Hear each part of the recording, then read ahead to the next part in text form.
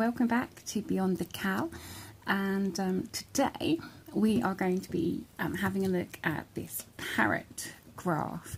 We're going to do that in a few moments, but first of all I'm just going to give you a bit of a roundup of what we've been doing this month with the graphs.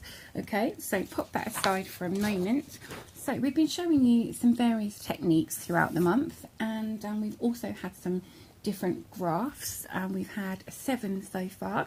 So the first one we started with was this little cat, this little black cat, and I showed you how to make this in the cross stitch method, which is a great little method for making your plain square and then making the cross stitches on top there.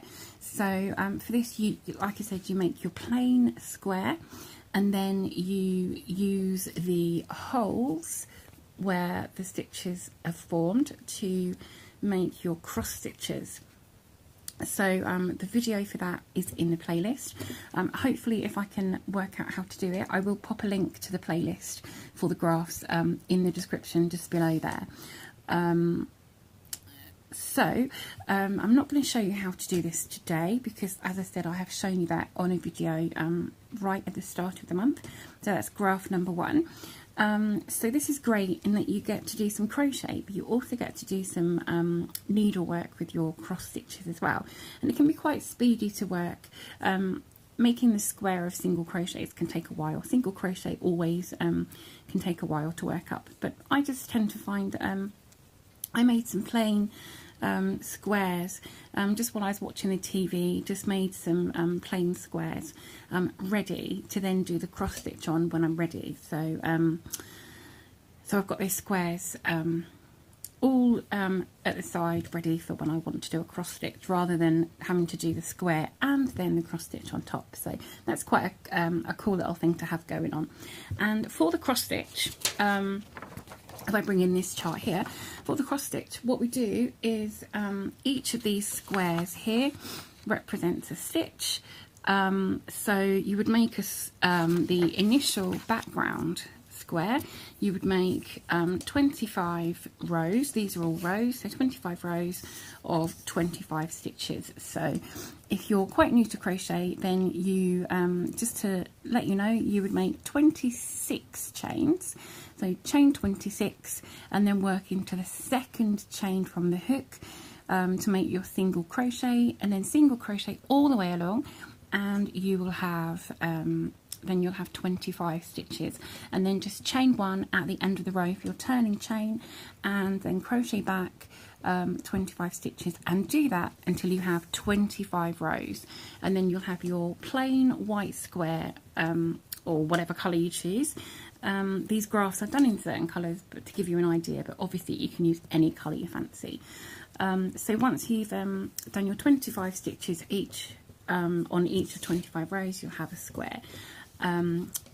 And using a 4.5mm hook and regular DK or light worsted weight yarn, this is just regular double knit light worsted weight yarn, gives you approximately a 6-inch square.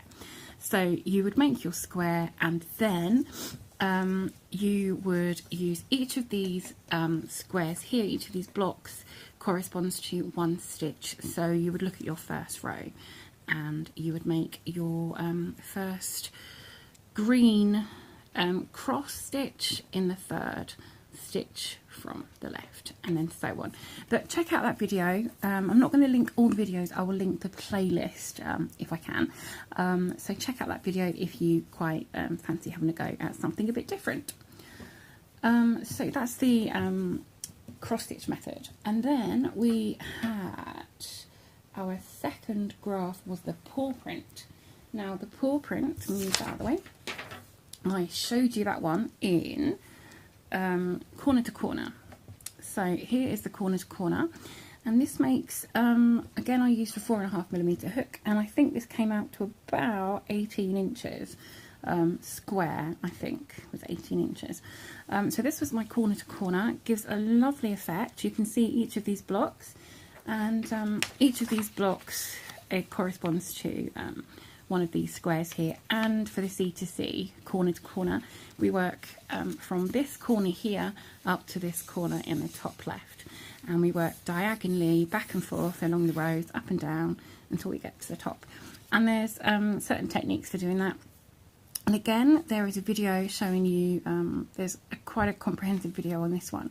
I think I gave you an introduction to corner, and I gave you then I think there's 2 or 3 videos taking you the whole way through this pattern, showing you lots of colour changes and everything else. So again, check that out if you're interested in doing corner to corner. And it is a lovely technique for making blankets especially, or cushion covers, whatever. So that's a great technique. And this does sort of work out quite sort of blocky and sort of pixelated. As you can see, this is quite a pixelated picture. Some of the techniques kind of lend themselves to being a bit more rounded, and some are more sort of boxy and pixel-like. Pixelated. So that's the corner to corner, and that was the paw print. Okay, and then we gave you the world. This is the world we did. So let me move those out of the way so we don't get confused. So this was the world, and this is the right way up. So this one we did in 2DC. So I did this one in 2DC, and I showed you that method again on the video. So again, check the playlist out, and you'll see, you check the link for the playlist out, and then you'll see the tutorial for this one. So this was the world. Obviously this is only part of the world, but we couldn't sort of do every single part of the globe, obviously. This one again, what we do for the 2DC, which is 2 double crochet, that's in US terms. So for UK terms, that would be 2 treble crochet. Okay, so again, this one is worked in rows, back and forth. And this one again, for each of these squares, you work 2 double crochets. Okay, so in fact you make 50 double crochets on this one to make your square. So each of these cuts, so when there's just one block here of green, that's 2 double crochets. Okay, so here you, on this row 2, you would do 4 white double crochets, and then you would do 4 green double crochets, and then you would do, there's 21 blocks left, so you would do 42 white double crochets. And it can help to write your numbers in as you go. I tend to write on my graphs a lot. I write numbers and how many there are rather than keep counting, and I tend to do that before I start. I just look at the rows and I count, and so this one I would double each of the counts for my counts. So rather than just writing 10, I would write 20, just so I don't get confused. And then I like to mark off the squares when I've done it as well. So anyway, this one we use 2 double crochets for each block. Now there are a couple of hints and tips for this one, which I'm going to show you in just a second. This one I wanted it to be a bit tighter together, and I wanted to just sort of change things up a bit. So I did this one using a 4mm hook, I believe. So it's not come out totally square. I don't think it comes out totally square if you use a 4.5mm either. With this method, if you want it to be square, then you would have to just add a row or 2 at the top and the bottom. But just make sure that you are adding equally, make it look even, I guess, it is the word I'm looking for. So if I just added, like, you know, 2 or 3 rows at the top here, it would look a bit sort of top heavy. So just make sure you're evening it out.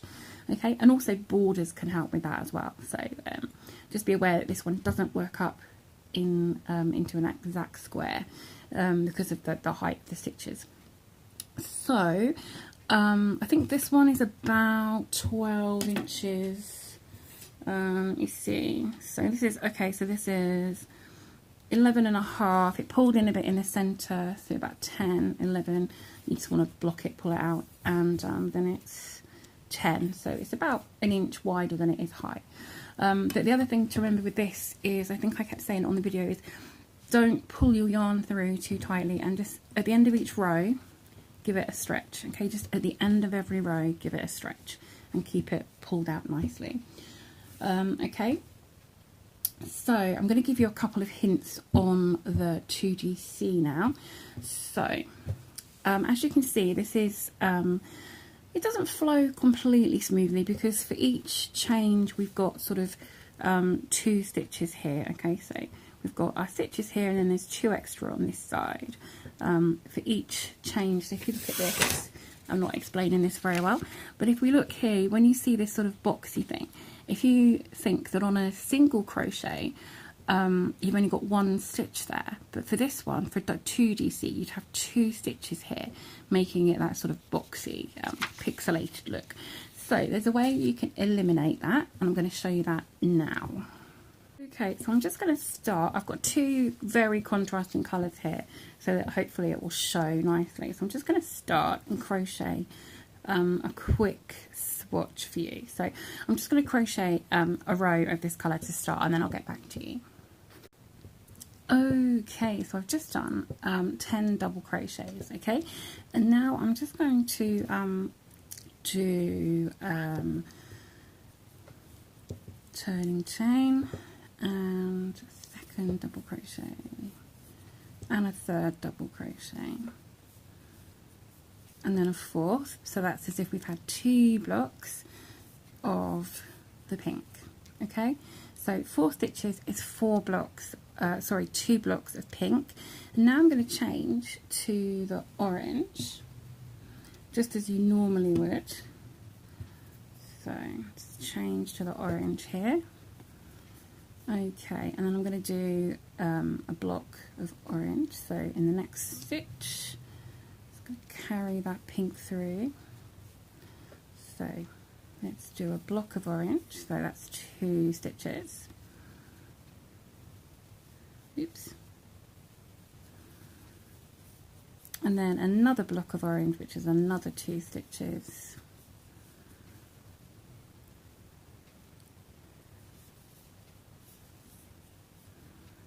I'm going to change back to the pink on this for the last block.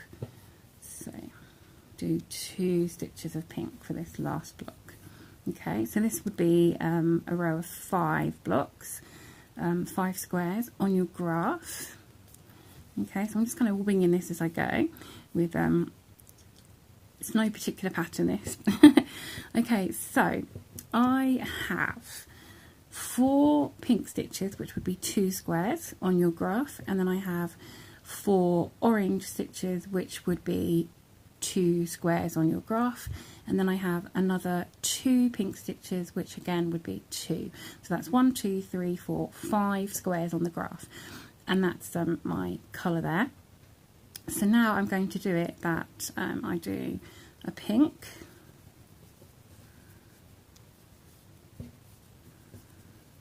and another pink, and then I'm going to do another pink. This time I'm going to carry this orange, so I'm going to do 2 blocks of pink here.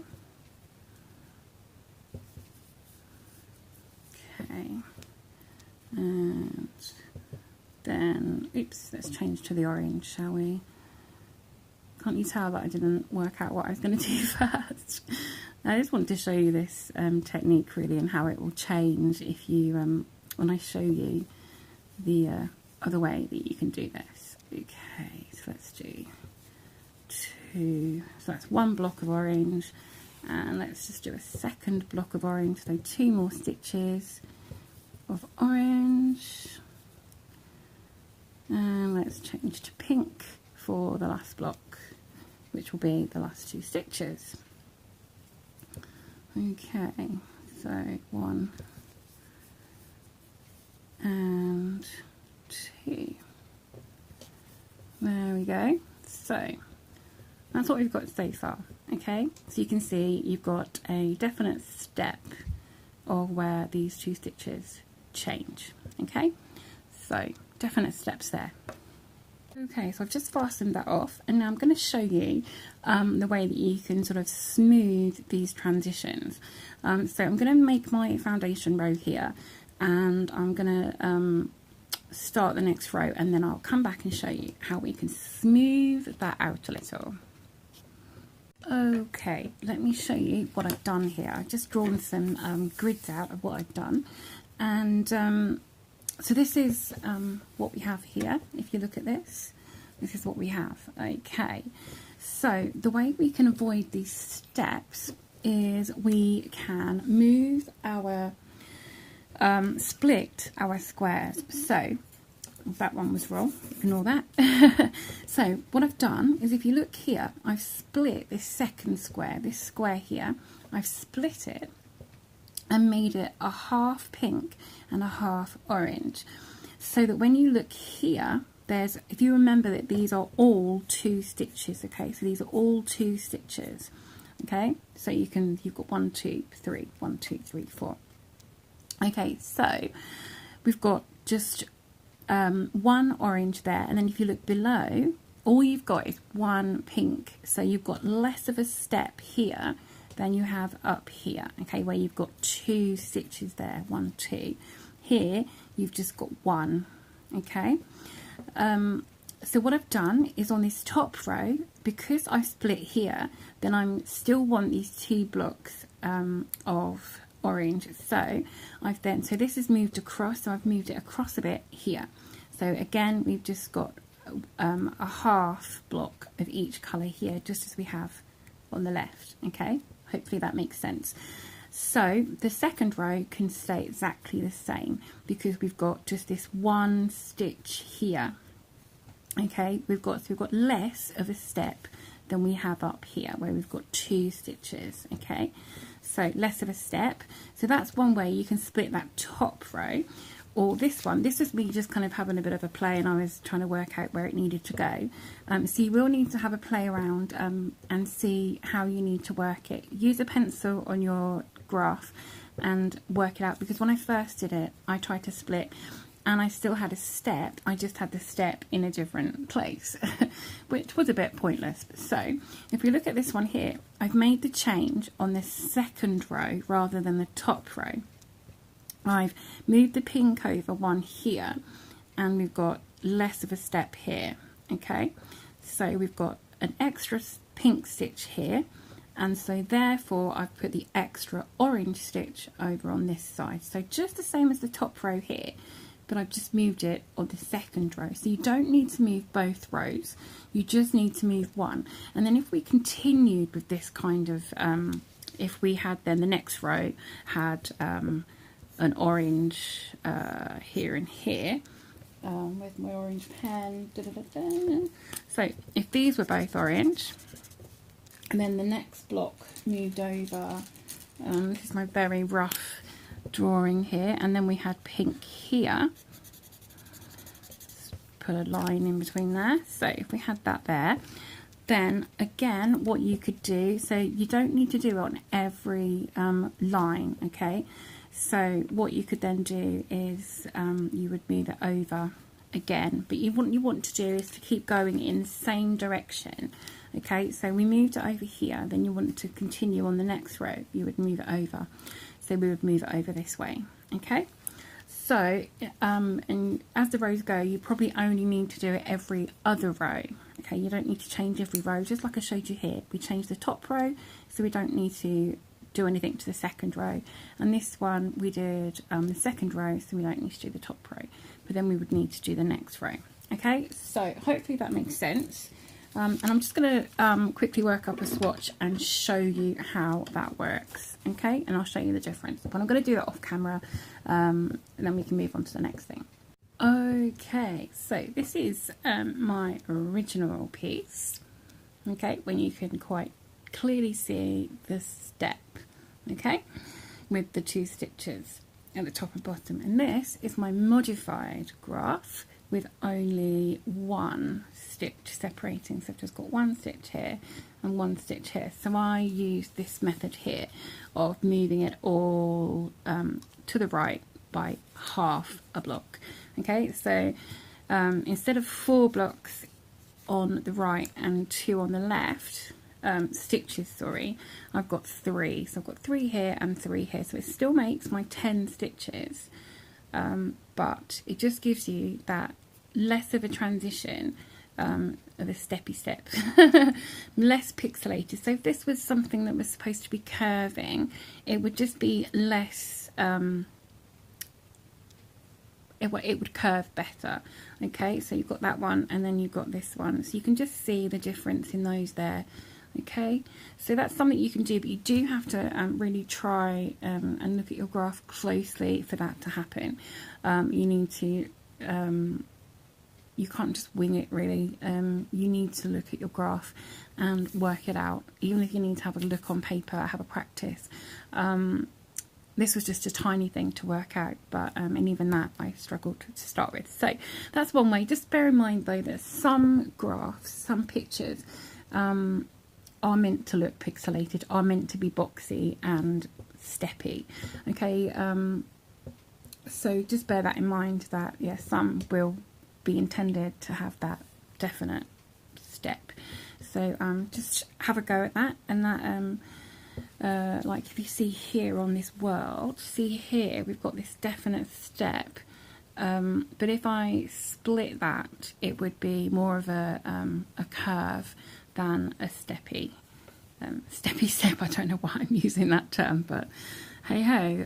But you know, I quite like it like that, but it would just make it more curved if you split those boxes. So there you go. So that was the 2DC method and our world graph. Okay, we then had the tulip graph, which I here have in bobbles, and I started to show you a video and I took the video down because I made a mistake. So I apologise for that. I made a mistake in reading the graph wrong, and I didn't want to leave it for any more of you to see. There is a new bobble stitch video for a later one, and again that's in the playlist below. So I will put a new tulip video up at some point, but we've got other things that we need to get put up soon, so that will be done at some point soon, hopefully. So this was the tulip one, and I did this with a 4mm hook because I wanted it to be tighter. It hasn't come out completely square. It is 12 inches by, oh, maybe it's 11 by 12 or something.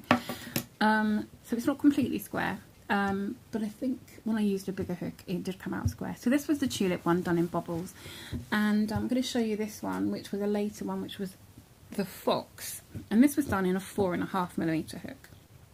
And the bobbles are so much softer, and it is more square. It's not a huge difference. If I turn these over, it's not a huge difference, just a tiny bit, but this one's yeah, just a tiny bit. So these bobbles are so much softer and squishier. They're lovely. So this was the fox that we did 2 graphs later after the tulip, and I absolutely love this. I love my Mr. Fox. I just, yeah, love it. For the bobble method, the main thing to remember, is a video tutorial, which again is in the playlist in the link below, for the fox. The main thing to remember for that is that each of these squares represents a bobble stitch, and a bobble stitch is made with 5 incomplete double crochets. So you make them all into one stitch and you just leave the last 2 loops on the hook. So you end up with 6 loops altogether, and then you yarn over and pull through, and that makes your bobbles. And then we do a row of single crochet in between each.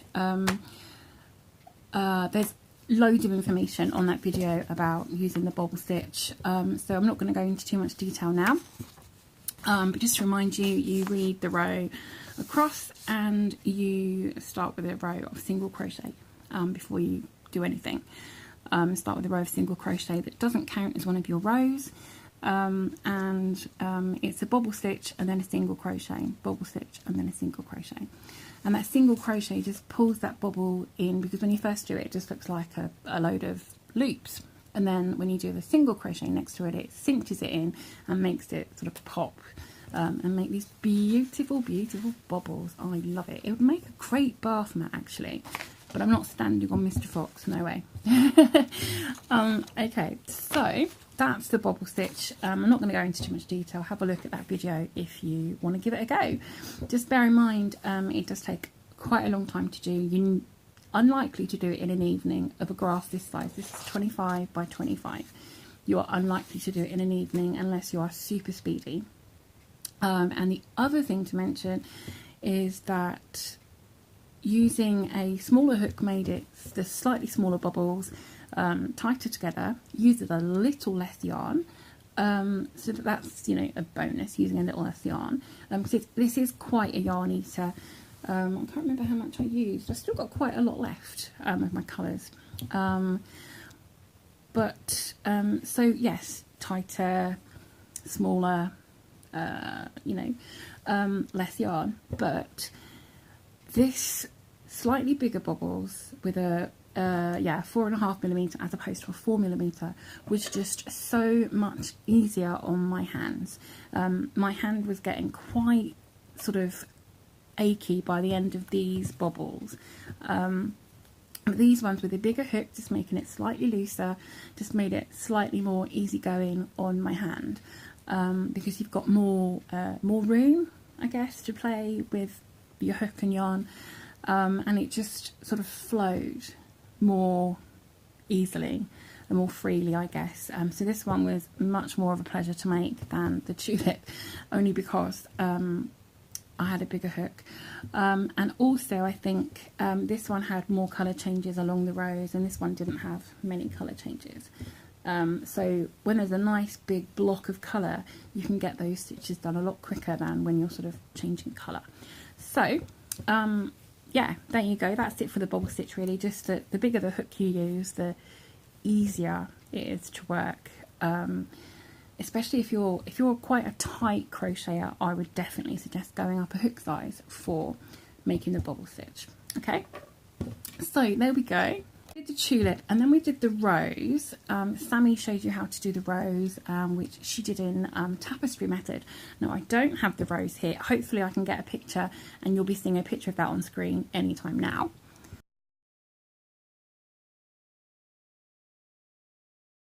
So you've seen a picture of that now. If not, then I apologise. But what I've got here is a previous tapestry stitch square I made. This was from the 2018 Granny Square Cal.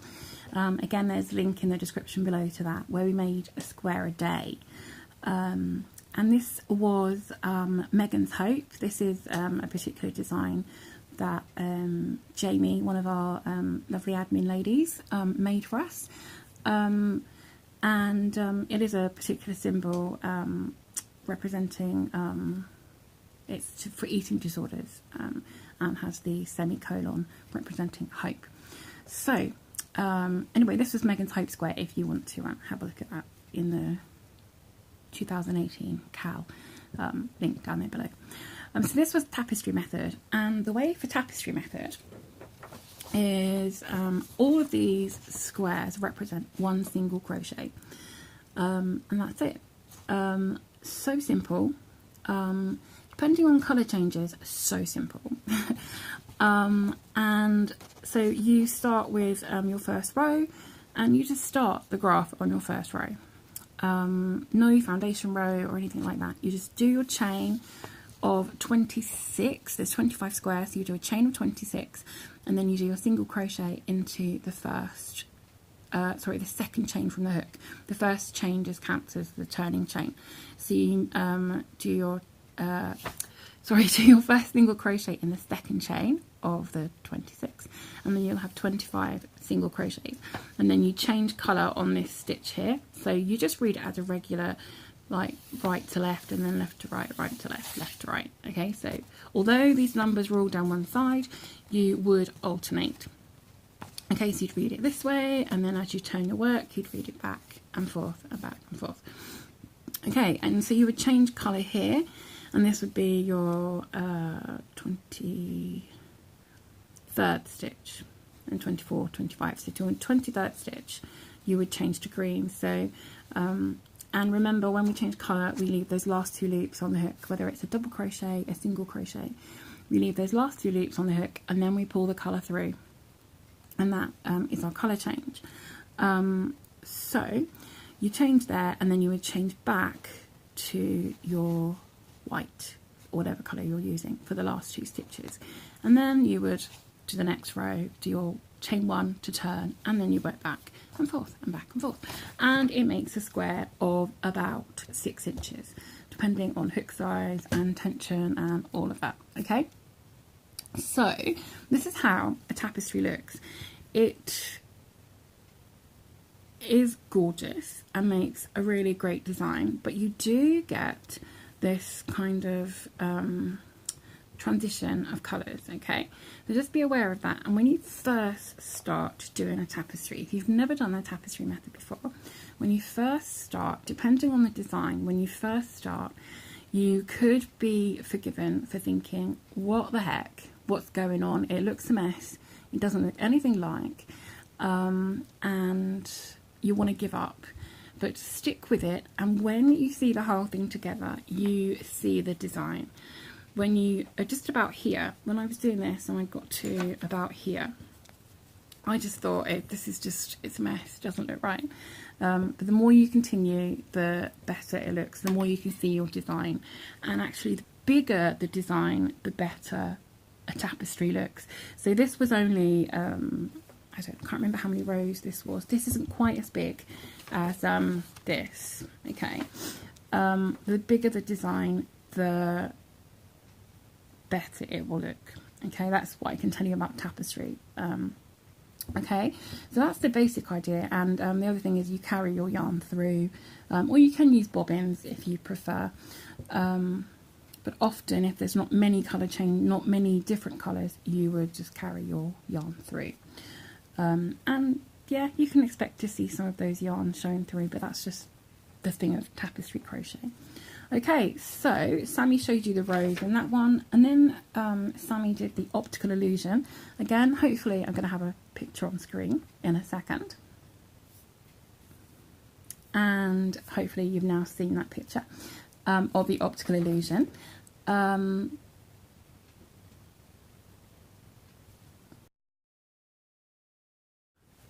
Just realising if I keep talking, I can't slip a photo in between the videos. Dull. I don't know if I have my brain turned on today or not.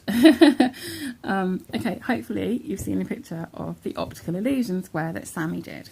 And she showed you that in the 2DC method, so the same method that we did this one in, okay? So don't need to talk about that anymore. And the last one is our Parrot, or Polly Parrot, whatever.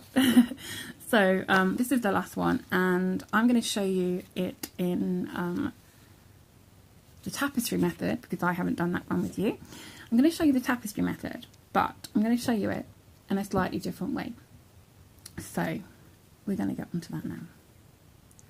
Okay, so I'm going to do this in tapestry method, and the only thing firstly to say, not the only thing, but the thing to say firstly is if you've got some places where the colour splits, you might wish to do bobbins.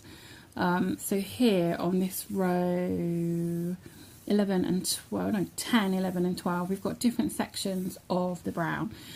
We could carry the brown through, or we could use bobbins. So I've got a second bobbin of, well, this is my, it's not really brown, but I've got a for the branch. Okay, so I've got a second one to use on this sort of this half. Okay, so I've got this one around peg, and if you haven't seen my other video when I showed you how to do bobbins on cardboard, I've got this one on a piece of card, which they are fab. They're lightweight, easy to make, and all you do is just kind of make a bow tie shape. Really, you don't have to curve this bit. I just I don't know, I did. And then you make little slits in the side, and it means you can save your yarn from unwinding. So they're great. Just use an old piece of card and draw them out, really, and they are great. They're just so lightweight and easy to sort of flip from one side to the other, and so on. Okay, and there's lots of other things, and through the various videos, Sammy and I have shown you different ways of doing bobbins if you wish.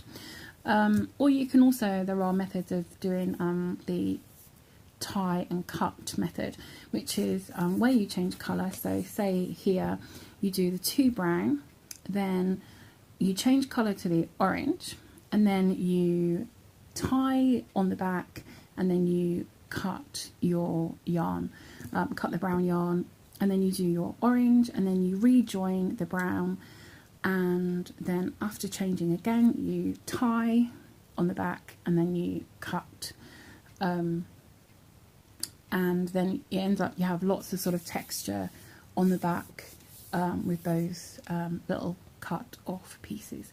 But that's a whole new method, and I'm not going to get into that too much today, but that's certainly a different way that you can do. So anyway, I'm going to mostly either carry or use bobbins today. But the other thing I'm going to do is to show you a method, put my teeth back in, show you a method that you don't turn your work. Now this method is commonly used for making bags, or baskets. You might have seen it a lot, and the great thing about this is when I showed you this one, the reason we have this, some of it is to do with colour changing, and some of it is to do with turning our work. Okay, some of it is to do with turning our work, but if we work all on one side, the transitions are much smoother. And I'm going to make this into a small little sort of pouch. Okay, so I could make this as a piece, and then I could make a back, and then I could sew the sides and the bottom together to make a little pouch or bag.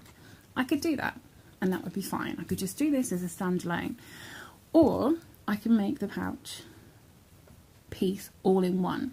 I can make a rectangular piece and then fold it in half and then make the pouch. Okay, so what I'm going to have is an imaginary extra square of 25 by 25 here.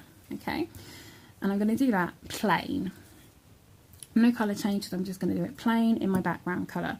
Okay, you could just duplicate this for a second time, or just do it plain. So you could get 2 of these and sellotape them, stick them side by side if that's more helpful to you.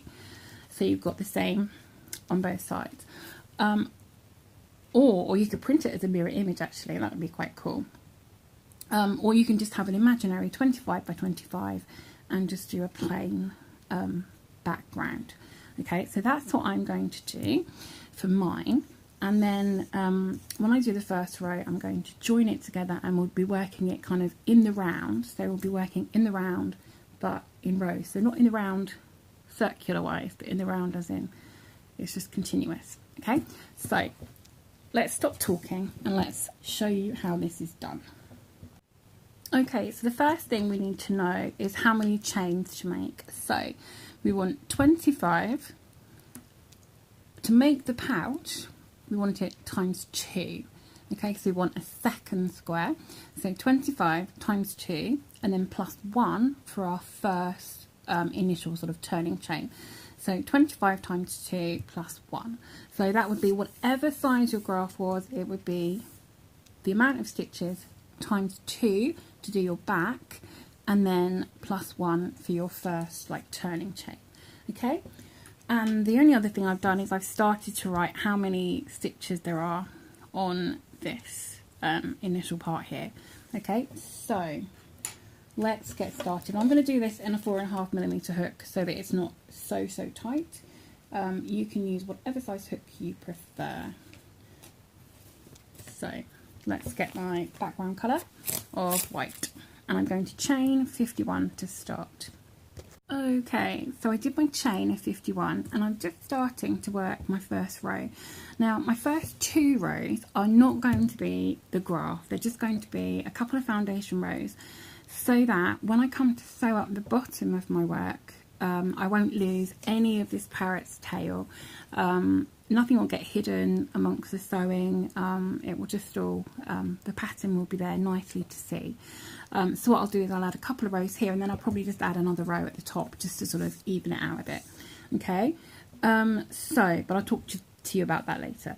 So what you want to do is just go into the second chain from the hook and then work along and make your 50 single crochets. Okay, and the reason I'm going to do 2 rows is so that then when I come to read the graph, I'm reading it row 1 on the right to the left, and then row 2 from the left to the right, as we're used to doing. Okay, so that's why I'm doing 2 rows. So if you don't want to do this bottom part, then just wait a moment and I'll be back to start the actual graph. But I'm going to do this row and then I'm going to show you how to join it so that we work in the round. Okay, so I have my first 50 stitches done. Now this is my foundation rows. This is not to do with the graph, this is just to make it so that I can make my pouch with the tapestry method, all working in one direction. Okay, so what you want to do is take your piece, keeping it straight, make sure, so take your hand all the way along, making sure it's straight. Okay, so you want the front facing you, so if you work right-handed, your loop will be on the left. Okay, and then fold it in half. Okay, now it's going to twist because it's single crochet, it's going to twist, but if you checked out, make sure it's all straight, okay, and fold it in half. And then what I'm going to do is thread my needle. Now this is just to join it for working in the round. You can use your hook if you prefer, but I find it easier with using the needle. Now don't get your working yarn caught up with this, so just put that working yarn out of the way. Okay, what I'm going to do is come over and into the bottom of this first stitch and go through, and then go back through that last stitch we made, or where that slip knot started. I'm going to go through, okay, joining the bottom of these stitches, okay, and I'm just going to go back over, and then I'm going to knot that, and then I'm going to leave that to finish off when I've finished the whole piece, okay? And then we're going to come back to the top of the stitches, pop my hook back in, and we are going to do a slip stitch into our first stitch. So this is where we've finished, where my loop is. I'm going to go into that first stitch, not that first chain, first stitch, and do a slip stitch. Okay, so now we should have a band of single crochets, okay? And then in that last stitch, this first stitch, sorry, we're going to put a stitch marker when we've done our first stitch. Now, what you're going to do is chain 1, and then you're going to do a single crochet in this very same stitch, okay? And then you're going to do another 24 stitches to make your 25. Okay, so this first part can be a little confusing, but once we've got going, it's all fine, much easier. So you're going to do another 24 stitches, and then we're going to put a stitch marker in to know that that's our halfway.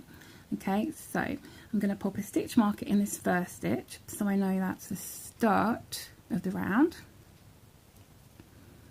Okay, and then I'm going to do another 24 stitches, so that I know that's my first half. And I'll join you back when I've done these 24. Okay, so I've done my next 24 stitches. I'm just going to count back and double check that I now have 25 stitches. Okay, so it was a good job I counted because I only had 24 in total. So counting the one with the stitch marker, and I only had 24. So I've counted those, and I've counted what I have remaining, and I have 25 remaining. Now, don't, I need to show you this for the rest of the pattern. Don't get confused with your slip stitch. If the camera can pick this up, where are we? Just wanting to twist and turn. So, if the camera can pick this up, just here it looks like another stitch. That is your slip stitch. So you will always have your slip stitch left at the end of the row. If you count, it looks like you've got 26 stitches left, but you haven't. You've got 25 plus your slip stitch, okay? So don't count that in. Remember, you've always got that. Okay, so what you're going to do is pop a stitch marker in the next stitch. So I've done 25, and then I'm going to do the next one, which is stitch 26. But I'm going to count that stitch 1, my second stitch 1, and I'm going to pop my stitch marker in there, so I know that all of these 25, so I know this stitch marker starts my graph, and this stitch marker starts my plain back, or it starts my graph section 2. Okay, so I'm going to do the next 24 stitches. So I've done my first one. I'm going to do the next 24 stitches, remembering not to go into that slip stitch. Okay, so 24 more stitches, and then I'll see you back. Okay, there we go. I've done my 24 stitches, so I've got 25, including the one with the stitch marker. Okay, and then I have my slip stitch there, which I have ignored. Okay. So if you work in the slip stitch, you're going to end up adding to each round, and your pouch, rather than going up like this, it's going to go out, it's going to grow. Okay, so unless you want to have a growing pouch and having to add extra stitches, then don't work into that slip stitch. Just leave that one at the end of every row. So now what you want to do is remove the stitch marker from your first stitch and do a slip stitch into that. So again, we are making another slip stitch. So remember, the next round you will have a slip stitch to ignore at the end. Okay, so we've done our slip stitch there. Now, the more you work this up, the more easier it will be. Oh my gosh, I honestly do have my teeth in today. Maybe it's a lack of coffee. Okay, so we now know that when we do our first stitch here, all of this section up to the stitch marker will be our graph. Okay, so we're going to start the graph now. So for our first stitch now, we've got 22 stitches in white or background colour. So I'm going to chain 1, and then I'm going to do a single crochet, and then I'm going to pop that stitch marker in that single crochet.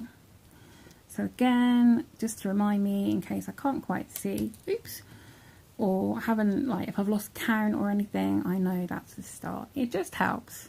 You know, I like things to be nice and straightforward and easy. So we're going to do 22 of the white, and then we're going to change to the green. So I'll join you, I'll meet you back to show you how to do that colour change. So I'm going to do 21, and then I'll join you for the next one. And remember that you've already done one, okay? So the 21 includes this one we've already done. Okay, I've done 21 stitches already. So for the 22nd one, I've got my green ready to change to. So 22nd stitch, I'm going to go in, and as I said, we're going to leave the 2 loops on the hook, and then we're just going to drop that down, and we're going to bring up the green. Oops. Hold the tail at the back, leave a nice long tail for sewing in, hold that at the back, and then pull through your stitch. Okay, and then we're going to carry the white yarn with us. Okay, so keep that behind the work, and then you're going to make the next stitch in the green. But remember we have to leave the last 2 loops on the hook. So as it's only 1 stitch, we don't actually do any yarn over and pull through. We just leave those 2 loops on the hook. I know, it's a little bizarre, right? So drop that green down and pick up your white and just give a slight pull on the colour that you've been carrying. Just we haven't carried it very far here, but if you carry it a few stitches, it might have got a bit loose. So just give it a slight pull, not too much to distort your work, and then pull through that green. Now, even though we didn't do much to make that stitch of green, we have a green stitch. I know, crazy, right? So, because we've got no more green on this row, and we're going to be using it again in exactly the same place on the next row, I'm just going to leave it where it is. I'm not going to carry it through, okay, because it would just be carrying it through another 27 stitches, and I'm not going to do that. So I'm just going to leave it where it is. If you were repeating the parrot on the next side, then you could carry it through, or you could start another bobbin of green. Okay, so then we're going to do our next 2 of white. So again, just leave that green where it is. So our next 2, which is the last 2 of this graph. There we go. Okay, and now I'm going to, I've got my stitch marker there, so I know my count was right. And I'm going to start my plain 25 for the back, okay? And I'll join you when I've done that. So when I've done this first stitch, actually I'll just take that stitch marker out and then do my first stitch. And then I'm going to replace the stitch marker before I forget. Just replace that in that stitch so that I don't lose it for next time. Okay, and then I'm just going to do the next 24 and I'll join you back just to show you that slip stitch again. Okay, so that's that 25 stitches done. And once again, ignore your slip stitch and your initial chain. Ignore all of that. Pop your stitch marker out and slip stitch into your first stitch. Okay, and there we go. So that's our first round of our graph finished. So I'm going to do first, oh no, sorry, I'm just going to tick off row 1, okay, but actually we start our rows on this side, so I'm just going to give a tick on that row on this side so I know that I've done it. So the next row we are going to do 21 white, and then we're going to change over and do 2 green, and again I will carry the white through those green and then pick it back up here. So you're going to do those 2. Remember to change colour on those 2 loops, and then again change colour on 2 loops. It was this one, when you've just got one square of colour, it can be a bit strange with just having that random 2 loops on your hook. Okay, and then you would continue with the back of your square, and then you would give a tick, and then you would start on your next row. Okay, so because this green always picks up in about the same place, I'm just going to leave it and pick it up the next time. And we've shown you Tapestry before, so I'm not going to talk to you about how to carry yarn or anything, how to, you know, cope with these colour changes. It's all quite straightforward, and the good thing is normally we have a little strand of yarn that kind of goes across as we carry our work. It just kind of, I don't know if you can show you on one of these others that I did, when I didn't. Okay, so if the camera can pick this up, where am I? Okay, so just here, if you can see, there's a little piece of yarn carrying up, okay, and I can see any more. I think I've gone over most of them, but you can get a little piece of yarn from when you carry a colour up. Normally we try and work over those, but all of that's going to be on the inside of this little pouch, so you don't have to worry about covering up those yarn carries. So you can if you want to, or just don't worry about it at all. So I'm going to leave you to continue this. I'm not going to talk you through how to do all these colour changes. We've done that lots of times before on various videos. So I'm just going to keep going and working through my graph and working the back plain, and I'll show you my finished result when I've got to the top of the graph, and I'm just going to add a couple of rows. In fact, I'm going to write myself a note now so I don't forget. So plus 2 rows of white. Okay, so I'll show you when I've finished this, and then I'll talk to you about how to sort of finish it all off and everything and make it into your pouch. So an extra bonus tutorial today. So I'll get on with this and see you later. Just to remind you, to start this next row, you are going to chain 1 and then do a single crochet. You don't have to do a chain 1 if you prefer to just go straight in and do your single crochet. That's absolutely fine. It's completely up to you which way you prefer it. Just make sure that once you've done that first single crochet, pop your stitch marker back on, and then you know exactly when you're back to the beginning. It just helps when sometimes it can all sort of fade in together as one if it's sort of done quite neatly. So up to you. But make sure you put your stitch marker on your first stitch, and then make sure that you pop your stitch marker onto your first stitch of the second set of 25. And that's it. See you later. And here we go. Here is my finished parrot. My finished parrot. So this is my finished piece, and here is the chart or the graph, so you can see how they kind of match up there. So there we go. So you can see that my sides are joined, so if I'm making this into a pouch, I just have to sew the bottom or crochet it together. You can do that in so many different ways. You can turn it inside out, would be my preferred choice, and then sew it together, and then that will be done. And then I've got all my ends in here to sew in before I'm finished as well. The only thing with doing this way is that crochet and single crochet does kind of go at an angle.